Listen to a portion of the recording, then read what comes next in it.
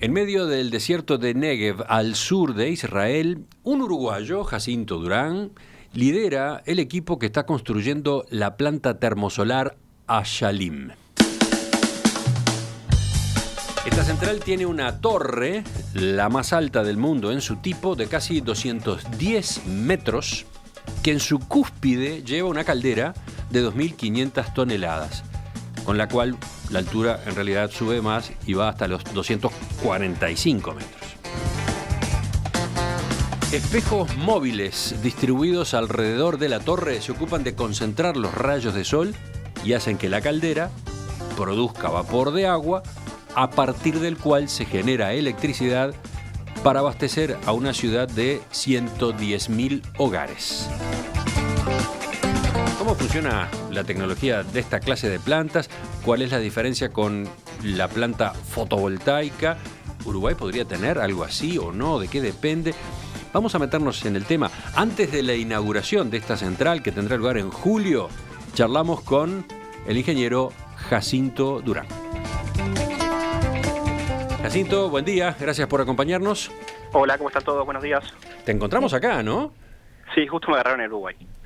De vacaciones, unas breves vacaciones. Sí, muy breves, lamentablemente lo bueno dura poco. Bueno, el primer aspecto que vale la pena explicar, porque supongo llama la atención, tú estás al frente del equipo, pero contigo hay otros 4 uruguayos más en este proyecto. ¿Cómo se entiende eso? ¿Por qué llegan tantos uruguayos y tú en particular a vincularse con un proyecto de energía de ese porte en Israel? Sí, mira, hay varios uruguayos más y de hecho hay muchos uruguayos más que los que estamos en este proyecto en particular haciendo termosolar. Por una, no diría accidente, es en realidad una causalidad de la vida.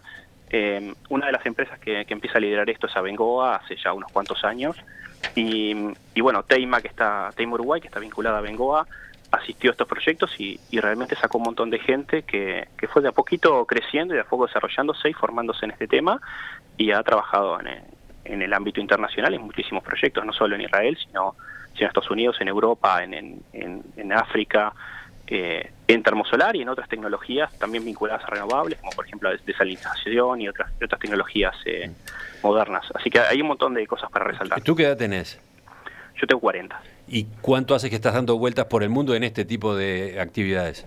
Mira, un poquito más de 10 años. En abril va a ser 11 años. Ah, ya llevas 10 años, ¿eh? Mirá. Empezaste vinculado a través de esto que comentabas recién, pero después tus recorridos y tus caminos fueron otros. Sí, el recorrido siempre es un poco impredecible. La vida te lleva, uno toma decisiones, pero las opciones te las presenta la vida. Y cuando me fui en el 2007, me fui a trabajar en otra cosa que no tenía nada que ver con esto. Y después de unos meses afuera, estando en España, la gente de Abengoa, que ya estaba haciendo estas cosas, que tenía varios amigos ahí, me llamaron y me sumé al proyecto unos meses después. Y pasé por todos lados. Estuve en Francia, estuve en Sevilla, en España, estuve en Inglaterra, estuve en Estados Unidos bastante tiempo. Todo eso con Abengoa y después, más recientemente, desde el 2014, con General Electric en Israel. Uh-huh. Ahí está. ¿Cómo está conformado el equipo? Decíamos recién, no sos el único uruguayo, hay por lo menos 4 más, ¿no? Hay 5 más. 5 más. Bueno, 4 más ahora, uno se nos volvió, pero tenemos un equipo grande de gente, todos bastante experientes, todos con unos cuantos años afuera. Y ya te digo, mucha gente que tiene mucho camino andado en esto, ¿no? Vayamos ahora al fondo del asunto. Expliquemos cómo funciona una planta termosolar. Tiene varios componentes, ¿no? Claro, vos lo describías muy bien en la introducción. Vos tenés un campo solar, que básicamente es una zona muy grande. Estamos hablando de 315 hectáreas, así que es un campito de dimensiones considerables. Lo estamos viendo ahora en las imágenes por enperspectiva.net. Buenísimo. Y bueno, tenés un campo solar que son 315 hectáreas, que tiene 50.600 heliostatos. Heliostatos son los espejitos los que ven, que la verdad que se ven muy sencillos, pero tienen muchísima tecnología atrás. Eso equivale más o menos a 1.000.000 de metros cuadrados de superficie, son 20 metros cuadrados cada uno. Y mediante un software, y creo que quizás lo más complicado de la planta es el software. Hay un software que calcula la posición del sol en cada instante, de acuerdo al día del año, la hora exacta, etcétera. Se calcula en función de ecuaciones. Y para la ubicación exacta de cada heliostato, calcula el ángulo exacto que tiene que tomar ese heliostato para reflejar el sol, la luz del sol, a la punta, a la parte alta de la torre que vos describías. Qué la maravilla. solar. O sea que cada espejo se va manejando de forma independiente, cada uno de estos, 20.000 dijiste. Exacto, bueno, de forma independiente. Hay un controlador central, por supuesto, que controla la posición, que sabe la ubicación de cada uno de estos espejos, y instante a instante calcula la posición del sol y le dice al espejo cómo tiene que ajustarse para seguir reflejando y poniendo la energía ahí. Es un poco, esa es la parte, digamos, básica, funcionalidad básica. Después hay un montón de complejidades sobre cómo se aplica la energía en el receptor, que sea uniforme, sobre cómo la planta se prende. Uno no puede poner toda la energía de golpe, así que el software es altamente complejo y Pero bueno, entonces, controlar cómo se aplica esto. con esos espejos se concentra la energía del sol, la luz del sol, en la caldera. Exactamente. La caldera básicamente es como si fuera un radiador, pero a la inversa es un montón de tubitos por los cuales circula agua demineralizada, como el agua del radiador. Y bueno, esa agua primero se transforma en vapor, se evapora, después se la calienta y se la sube la presión. Para hacer una idea, funciona en unos 585 grados centígrados y llega a unos 185 bares. Y ese vapor a muy alta temperatura y muy alta presión se pasa por una turbina de vapor convencional que tiene 3 fases, alta, intermedia y baja, y al pasar por la turbina entrega esa energía en forma de energía mecánica a un eje que mueve un generador. Y ese generador es el que pone la energía que luego va a la red. Uh-huh. Un componente que capaz que nos faltó fue a la caldera, como comentaba Emiliano en el comienzo, está a gran altura, ¿no? Claro. Y eso es una de las particularidades que tiene este proyecto. Exacto. Cuando uno habla de energía solar de concentración o energía termosolar, básicamente estamos hablando de concentrar calor. Y estos espejos lo que hacen es reflejar la luz del sol, pero no solo la luz, los rayos ultravioletas y los rayos del sol, con las distintas frecuencias y radiaciones, se concentran ahí para entregar esta energía. De la forma de hacerlo más eficiente es tener una torre lo más alta posible. Cuanto más alto uno puede apretar más el campo solar, porque hay un tema también del uso de la superficie. ¿Okay? Entonces uno puede concentrar más y poner más espejos en la misma zona, en la misma área, y poder. La altura de la torre es fundamental para que el espejo tenga un ángulo determinado, que no se estén haciendo sombra uno con otro. Entonces es muy importante la altura. Entonces construimos esta torre, es una torre, como decía Emiliano, es una torre de hormigón armado que tiene 209 metros de altura. Se hizo con un sistema de encofrado deslizante que tomó el deslizado de la torre, o sea, subíamos 3,5 metros por día, y tomó cerca de 7-8 meses. Todo el deslizado, continuo, sin parar, 24 horas, 7 días a la semana. Dijimos, esta es una planta termosolar. Hay que diferenciarla de una planta fotovoltaica, ¿no? Claro. Hay una diferencia muy directa, ¿no? La fotovoltaica, como su nombre lo indica, usa la luz.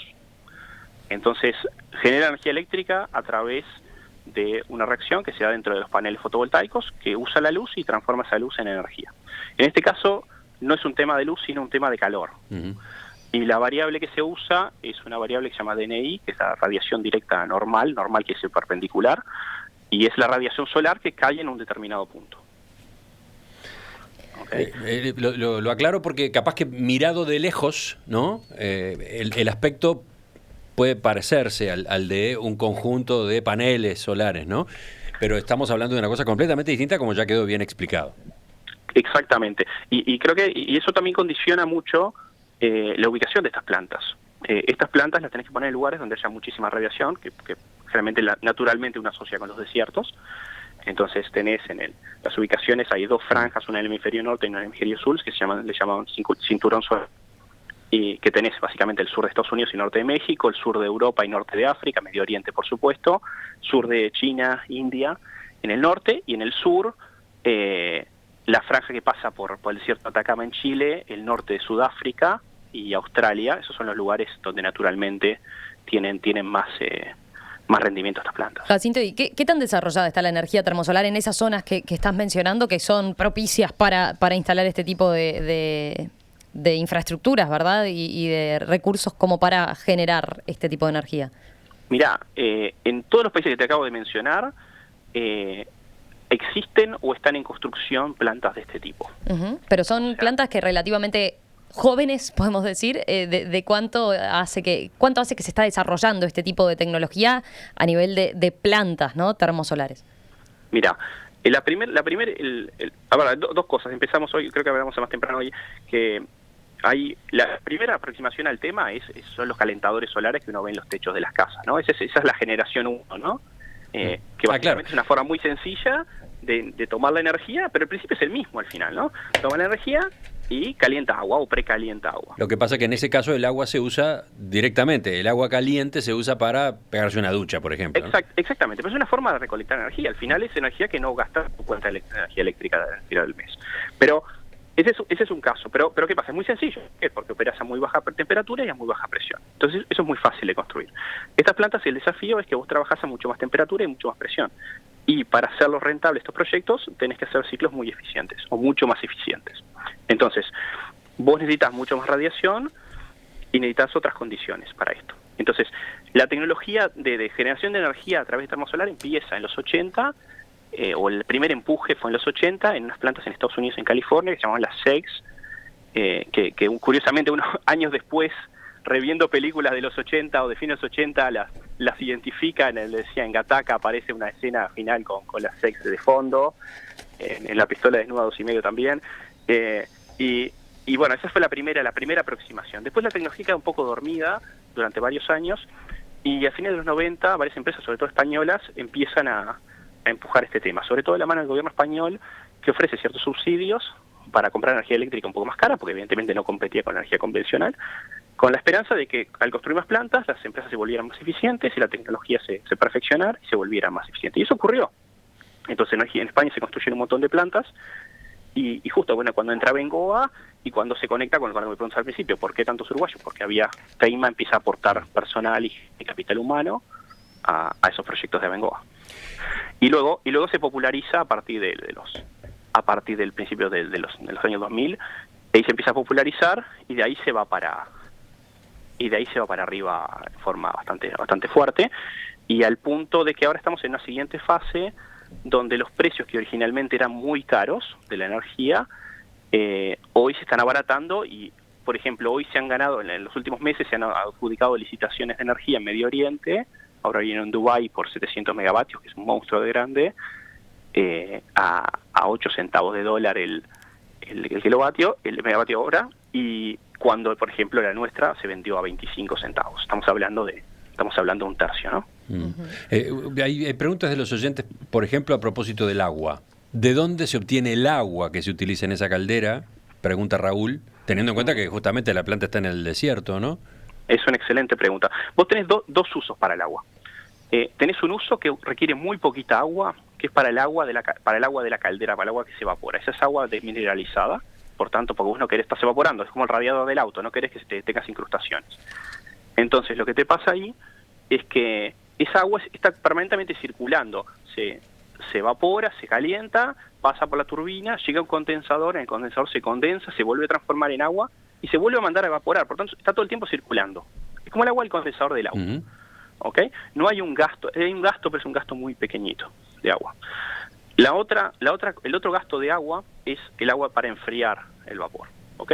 Que es agua que puede tener varios orígenes, en este caso el nuestro es agua que viene de la red, por una circunstancia particular en Israel, pero es agua que se está evaporando. Cuando uno mira las plantas de energía en general de a lo lejos, se ve ese penacho de vapor que sale de las torres de refrigeración.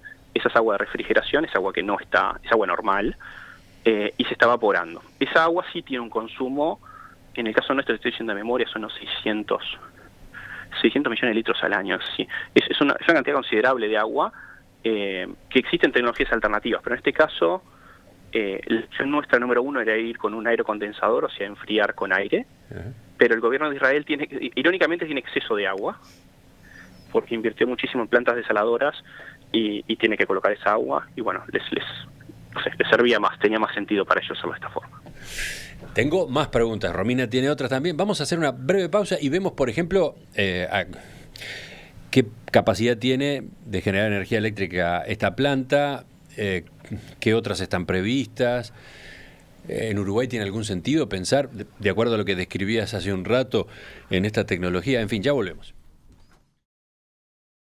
Seguimos imaginariamente instalados en el desierto de Negev, en el sur de Israel. Estamos conversando con el ingeniero uruguayo Jacinto Durán, 40 años, que lidera el equipo que está construyendo allí la planta termosolar Ayalim. La describíamos hace un rato, no es una planta de energía fotovoltaica, es una planta termosolar, dijimos. El eje es una torre muy alta, que con la caldera que lleva arriba alcanza los 245 metros, alrededor de la cual se instalan espejos móviles que se ocupan de concentrar los rayos del sol y hacen que la caldera produzca vapor de agua, a partir del cual se genera electricidad.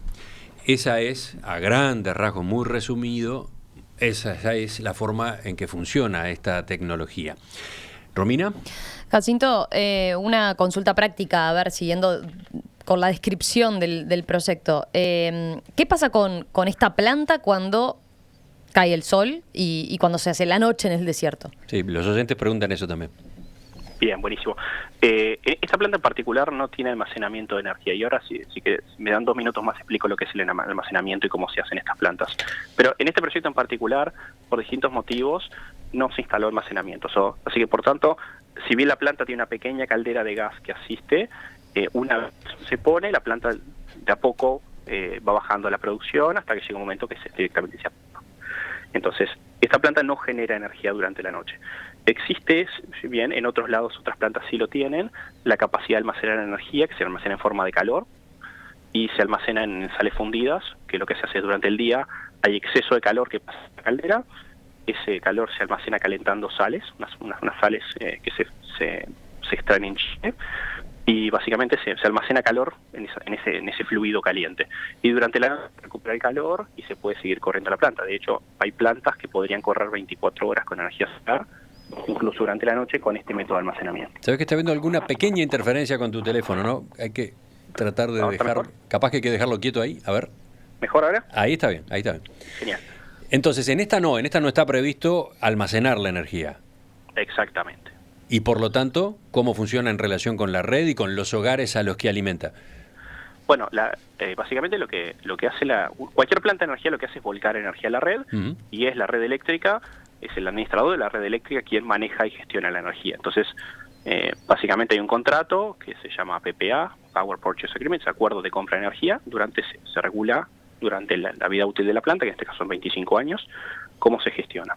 Entonces, y se acuerda también, parte de ese contrato, dice cómo y en qué horarios y cómo se va a suministrar esa energía. Y cómo se va a informar previamente cuál es el pronóstico de suministro de energía. Como es una fuente que depende de la naturaleza, no es una fuente como gas, que es mucho más predecible, se usa los pronósticos climáticos, hay una componente de pronósticos avanzados que te permite pronosticar a 24 y 48 horas con cierta precisión cuánto pensás producir. Entonces, se le da la información a la gente de la red eléctrica y ellos administran la matriz energética del país. Decir, bueno, mirá, sacamos más de hidroeléctrico, sacamos más de eólico, prendemos el ciclo combinado y hacemos distintas cosas, y ellos son los que administran cómo llega la energía a los hogares. Pero la planta lo que hace es, cuando está operando, suministra la energía a la red y es el operador quien distribuye la energía. Una duda, quizás hasta demasiado detallista. No en la noche, de día, pero cuando está nublado, ¿genera energía? Sí, con ciertas limitaciones. ¿Sí? Si el día está parcialmente nublado, la planta genera. La planta cuenta con una caldera de gas, que es auxiliar, que el consumo de gas está topeado, por supuesto. Y entonces la idea es, cuando hay nubes, se puede usar el gas para absorber esos transitorios y tener una producción uniforme. Y bueno, si está muy nublado, evidentemente llega un momento que la planta no aguanta y se para, ¿no? Mencionamos al principio una referencia. Abastece a una ciudad de 110.000 hogares. ¿Podemos profundizar en ese dato? Sí, cuando decimos se abastece una ciudad de 110.000 hogares, es un poquito tramposo el término, ¿no? Produce energía equivalente al consumo de 110.000 hogares. Ajá. Después, ¿a dónde va esa energía? ¿Cómo se distribuye? Es cuestión del operador de la red. Entonces, lo que hace la planta es volcar energía a la red, y el operador, digamos, SUTE en Uruguay, dice a dónde la manda. Jacinto, en este caso capaz que conviene aclarar, se trata de una concesión que dio el gobierno de Israel a General Electric, ¿verdad? Ya lo mencionaste al pasar, pero vale la pena. Y está enmarcado también en una política que está llevando a cabo Israel, que es que quiere lograr en el año 2020 el 10% de su generación en energía renovable. Así es. En particular hay un objetivo de total de renovables y energía solar.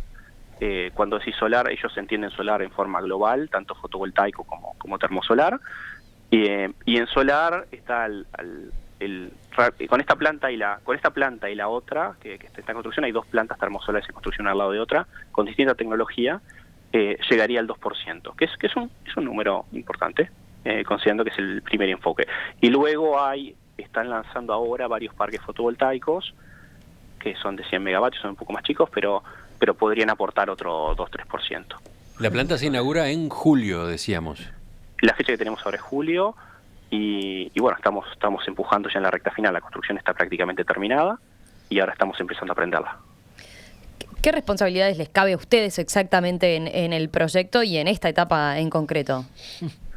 Mira, es un proyecto de PC, quiere decir que es un proyecto donde se gestiona de ingeniería, compras y construcción, y por supuesto la puesta en marcha de la planta. Se hace todo. El cliente básicamente no sabe nada del tema, es simplemente un inversor, y bueno, queda toda la responsabilidad en el contratista de PC en ejecutar esto. El contratista de PC básicamente hace desde la concepción del proyecto, toda la ingeniería básica y de detalle, las compras de los equipos y la instalación. Y ahora estamos en la parte final de la construcción, que ha sido bastante dura, teniendo en cuenta también que esta planta es la primera que General Electric construye de este tipo.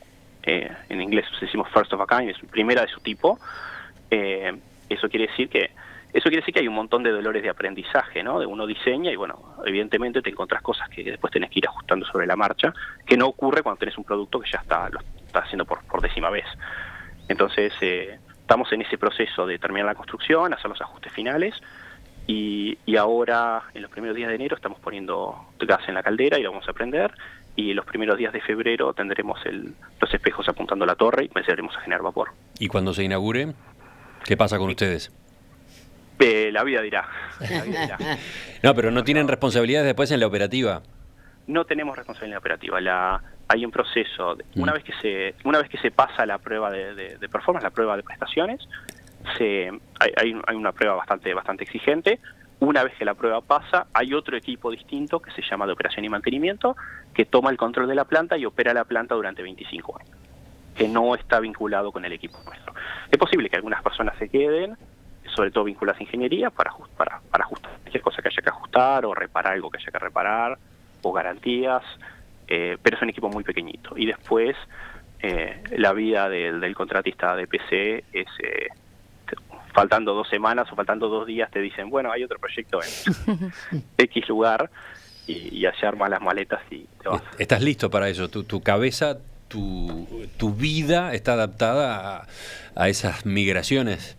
Y llevo 5 o 6 mudanzas de esas, cruzando el Atlántico un par de veces, y bueno, es la vida del EPC. Después ingeniero bueno, itinerante. Es algo que puedes hacer toda la vida, pero algo que evidentemente es muy gratificante, y el hecho de recorrer el mundo como tenía, eso la verdad es una oportunidad fantástica. Es de desear que te surja rápidamente otro proyecto. Supongo que a cualquier técnico es justamente el aliciente, ¿no?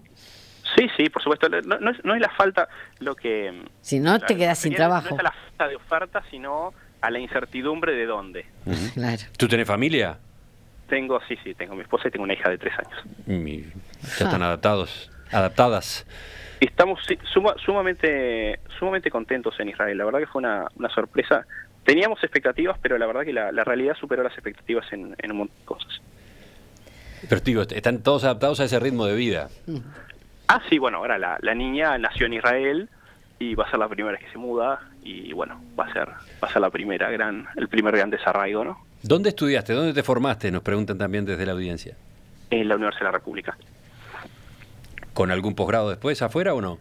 Hice una maestría que nada que ver con energía, en transporte, con la gente de la Universidad de Córdoba, en la cual después me dediqué a la parte de energía y nunca terminé la tesis, que es uno de mis temas pendientes, así que algún día terminaré esa tesis. Y después, lo que hacemos está muy vinculado a gestión de proyectos, y gestión de proyectos es algo que incluso que la carrera en sí misma no te da, lo vas aprendiendo y lo vas adquiriendo y vas creciendo. Y después a lo largo de los años con Abengoa, una cosa que Abengoa hacía muy bien, tenía programas de grado y de nivel universitario donde te ayudaban a formarte y a adquirir las habilidades que no traías de la universidad. Ujú. Y bueno, vas aprendiendo. Después va un poco también en el interés, en la pasión de cada uno por aprender, en un montón de cosas. Yo creo que estas cosas son muy demandantes y requiere un esfuerzo personal muy grande y un sacrificio personal grande, y uno está dispuesto a hacerlo en la medida que uno disfrute lo que hace. Cuando uno deja de levantarse todos los días y disfrutar lo que hace, es difícil poner el esfuerzo que requiere hacer estas cosas. Dice uno de nuestros oyentes, ¿quién es? Marcos, qué buena entrevista y qué buen gancho para motivar a los jóvenes uruguayos a capacitarse. ¿Estás de acuerdo con ese enfoque? Gran punto. Sí, señor, por supuesto. Hay dos cosas. Una es capacitarse, sin duda. Que es día a día, además, porque esto cambia todo el tiempo. Hay dos cosas. Mira, yo cuando llegué ahora, cuando llegué a Uruguay, me habían invitado a la Fundación Recaldoni y estuve con la gente de la Fundación Recaldoni en una charla en la Facultad de Ingeniería. Que era básicamente el público eran estudiantes o recién recibidos. Y el mensaje fue exactamente ese. Primero, salir de la zona de confort. Es difícil o asusta un poco, pero después de que uno sale y después de que uno empieza a hacer cosas y ve que puede, todo se agranda de pronto, ¿no? Entonces, ese es un tema importante. La segunda es confiar en lo que uno tiene, porque realmente la formación de la Universidad de República es una formación buena, que es carente en algunos ámbitos, en la parte de gestión de proyectos, en la parte de algunas cosas, pero en muchos otros es muy sólida y es muy competitiva con otras formaciones. Entonces, esas son cosas que son muy importantes. Y después, yo creo que el factor número uno es la pasión por lo que uno hace, ¿no? Y la actitud. La actitud es muy importante. Jacinto Durán, ingeniero, gracias por atender nuestra llamada. Te dejamos volver a descansar en estas vacaciones uruguayas. Suerte entonces en la etapa final de la construcción y ya en la puesta en marcha de la planta. Y suerte en lo que venga después, en esas sorpresas laborales que te van a ir llevando por el mundo. Muchísimas gracias, les mando un gran saludo y bueno, buen año. Feliz año para ti. Adiós, chao.